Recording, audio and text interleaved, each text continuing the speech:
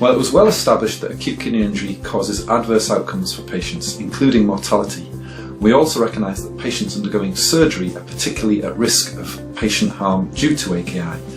So we set about a project that involved trying to change culture in our hospital, that people would think about AKI early and that they would detect it quickly and perform simple interventions to try to limit patient harm due to this condition. It was clear from the start of the project for it to be a success, a multidisciplinary team approach was crucial, and this is where my role came in, and I was used as a support for the nursing staff, particularly on the surgical floor when looking after critically ill patients. I think before I attended the AKI workshop, I hadn't really appreciated how common and how significant acute kidney injury was as a problem, and I didn't really have that much confidence in managing it. After the workshop, I moved on to one of my surgical jobs and I felt much more confident managing it from then on. And I really enjoyed the teaching, to the point where now when I teach medical students, it's one of my favourite kind of go-to topics, because I think it's something that they don't get a lot of exposure or teaching on, and it is something that's really important that we can do something about.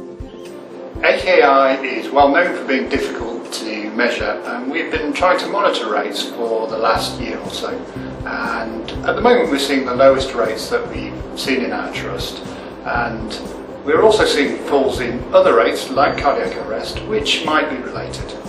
Crowdby as a business has been running for about 30 years and has developed a system to demonstrate and monitor patient outcomes. We do this at an individual patient level using a database of over 16 million patient episodes from over 46 countries. We've been working with South Tees now for over a year, and during that time we've noted that there had been a dramatic fall in their AKI rates, and we were curious as to what the underpinnings were of this. So we approached the Trust to try to understand how they'd had such a dramatic fall during that period of time.